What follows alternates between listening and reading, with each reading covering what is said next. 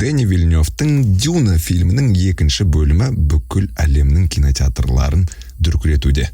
Оның себептері неде екенін осы бейнеде талқылап көрейік. Бұл Миратрикс, жайғасыңыздар. Кішкене тарихи мәліметтерден бастайық.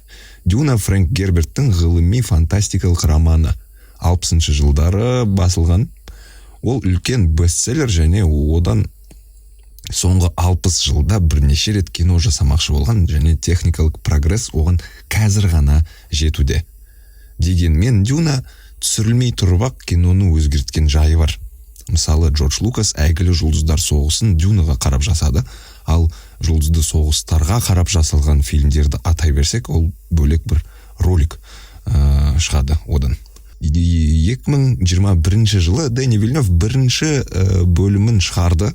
Ол жақсы қаражат жинады, бірақ сынға да ұшырағаны бар. Көбіне фильмнің ритмі жаққан жоқ және Зендаяны аз көрсетті деп шағымданғандар бар. Мысалы, Вильнёв 3 жыл бойы екінші бөлімін дайындады және қателіктермен керемет жұмыс жасады. Екінші бөлімде Зендая көп. Ол көрерменнің қалауынан емес, сюжеттік желінің өрбуі. Бірақ мен үшін екінші Дюнаның басты ерекшелігі Зендаяда емес. Басты ерекшелік дыбыс пен кадрда. Фильмнің көп бөлігін шынайы далада түсірген және жасыл бөлмеден шыққан фильмдерге үйреніп қалған көз үшін бұл үлкен бір сый.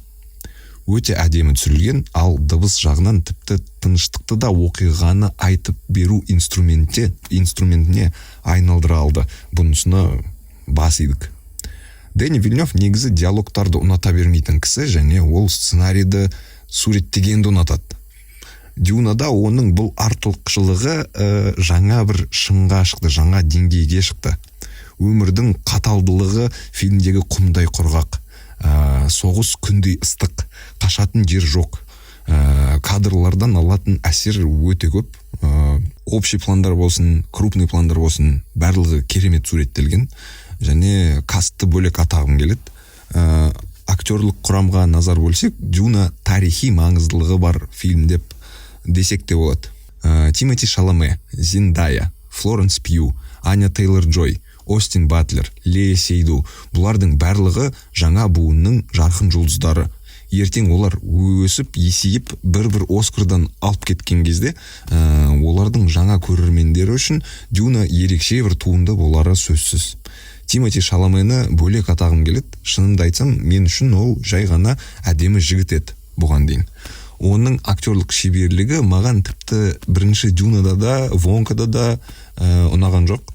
Бірақ Дюнаның екінші бөлімінде ол керемет жұмыс атқарды. Үлкен әртіске айналатын мүмкіндігі бар екенін көрсетті бала кәдімгідей. Үлкендерден, былайша айтқанда үлкендерден Хавьер Бардемді бөлек атағым келеді. Бірінші бөлімде аз ғана көрінген Бардем, екінші бөлімде керемет ашылды.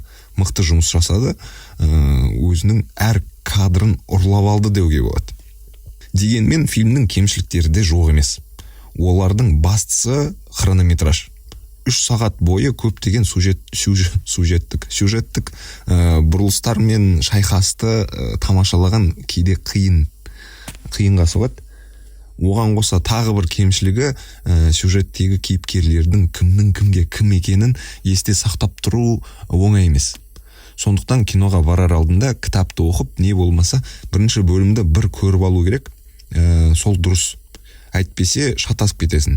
Жалпы кітапты оқымаған адамға бірінші реттен бәрін түсіну қиын. Онысы өткен